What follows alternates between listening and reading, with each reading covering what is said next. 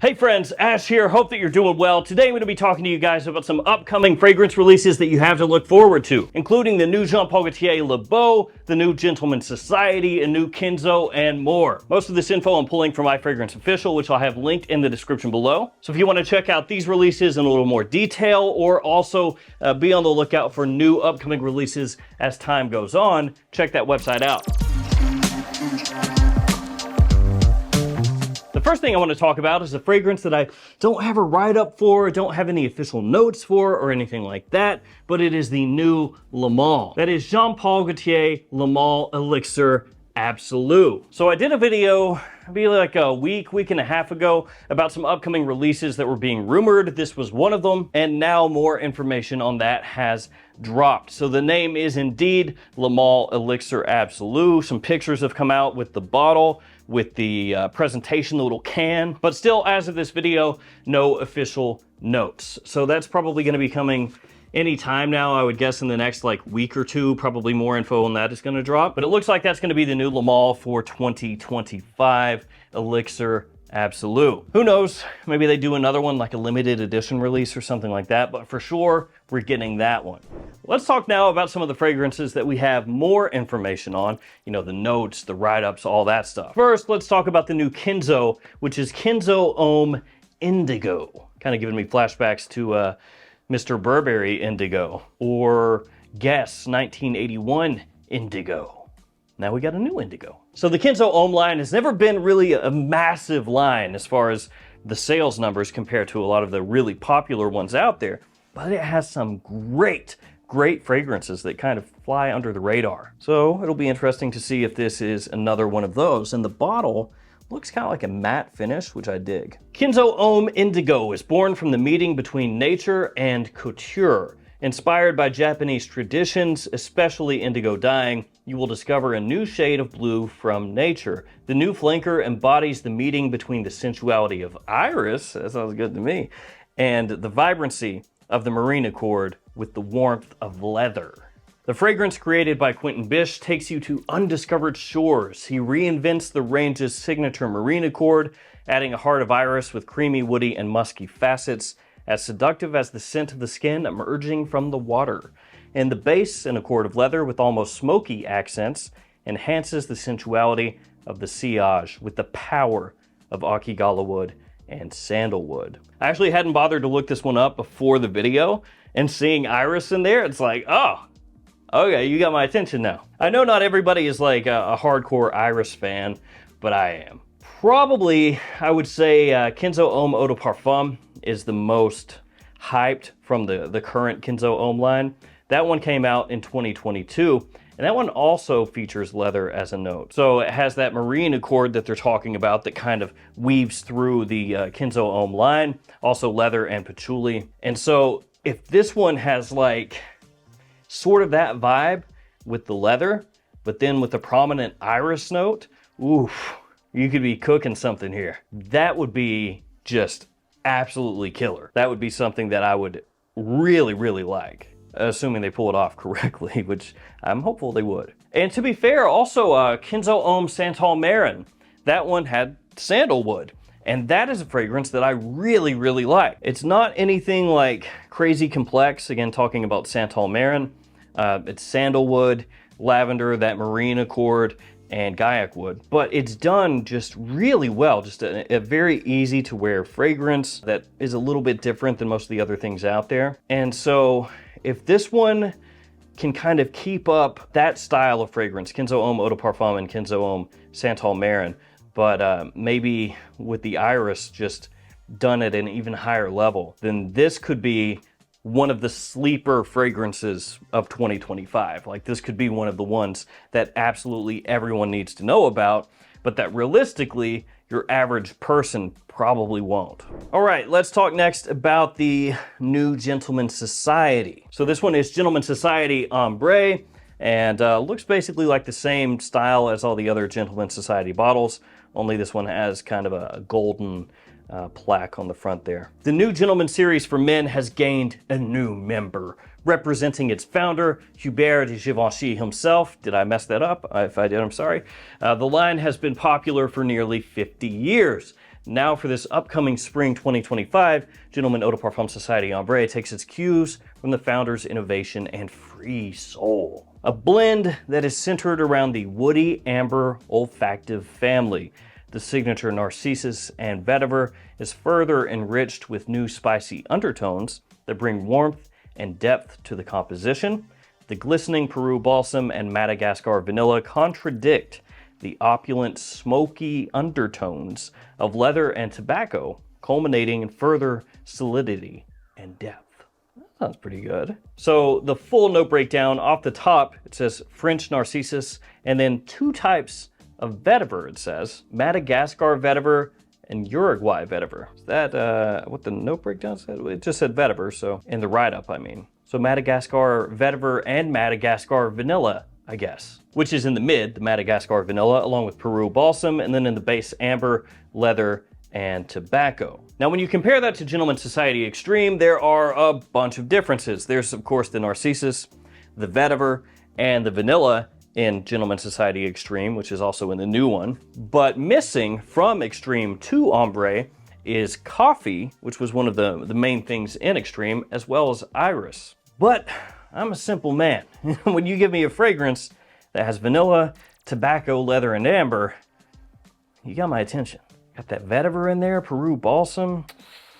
Nice. And the Narcissus, the way it comes across, is not that far removed. I mean, it's a little removed, but not that far removed from the way the iris came across in the original Gentleman line. I will tell you that as far as the note breakdown goes, this is the Gentleman Society that I'm most intrigued by before being able to actually smell it. So this is either going to be one of those ones where I'm really let down and I don't actually like it as much as I'm hoping I do, or it's going to absolutely crush and be fantastic. Or I guess it could just be somewhere in the middle, right? But that's not very exciting. So that's the new Gentleman Society coming out very soon. Before we head to the next fragrance, guys, here are some codes you can use to save money across different websites. I do want to point out the JOMASHOP codes. Those will be changing in January.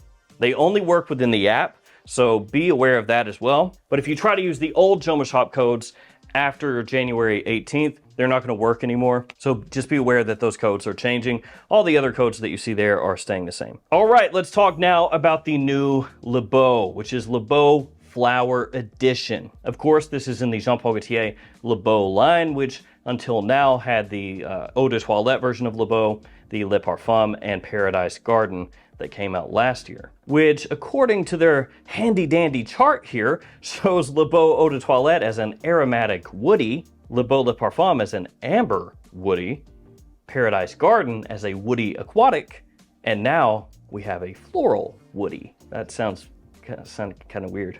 Which kind of woody do you want, bro? We got aromatic woody, we got amber woody, maybe you would rather have a floral woody? The choice is yours. So with this new one, they have removed the leaf from the front of the bottle, and instead it's now wearing a little flower up on its shoulder there. Let's check out what they say. The new limited release of Jean Paul Gaultier Le Beau Flower Edition takes us to the mystical Eden of mysterious, mesmerizing flora that evokes and tickles the senses. Interesting. So the question is, I guess, how limited? Because it's really hard to tell. With some brands, they'll say limited edition release, and then 5 years later, you can still find it. Other times, they'll say limited release, and it's available for legitimately like 3-4 months, and then it's gone. I really wish brands would tell us ahead of time when they say limited release, like, do you really mean limited? And if so, like, how limited we talking here? We talking, you know, I've got a year plus to pick this up. I got 2 months to pick this up.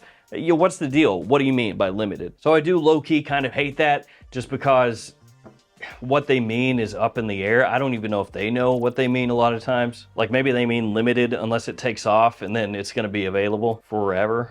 Like, who knows? But that is one thing I noticed there, a limited release. Anyway, back to what they say. The allure is so powerful that it revives in us the juice of a highly seductive and carnal desire. All right. I can feel the juice within. The juice, oh, my carnal desires. Hypnotizing, subliminal, the passion is at its highest, unveiling the naked fantasy of a light blue bottle underneath its neon blue shell. On the shoulder, a fleeting flower is an invitation to capture the tempting moment.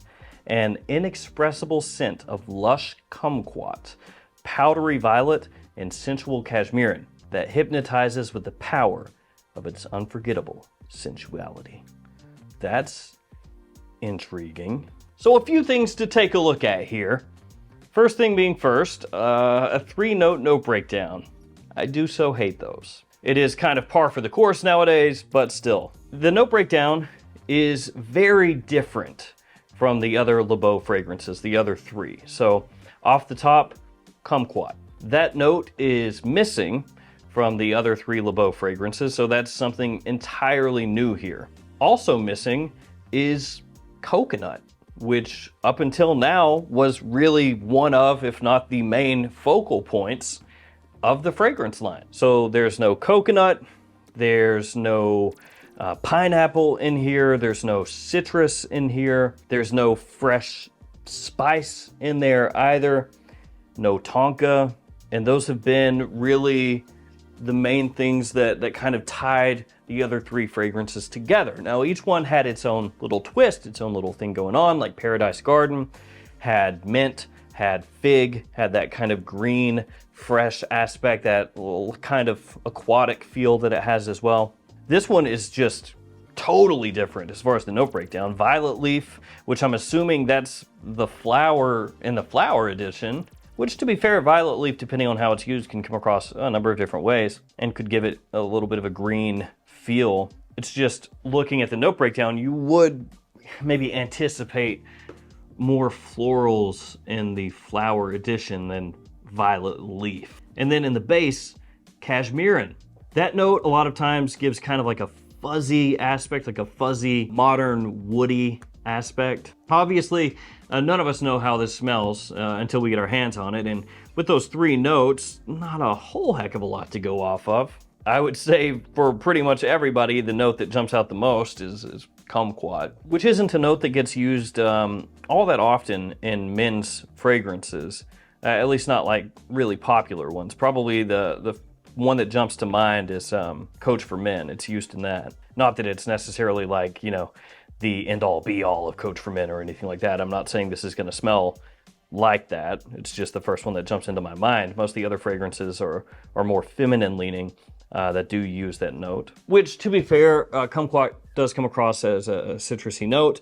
It's just probably, I would imagine, not going to come across the same way as like the citrus in the original Le Beau or pineapple or anything like that. Now, I'm absolutely not saying that this is going to be a flop or anything like that. You can't tell until you smell the stuff.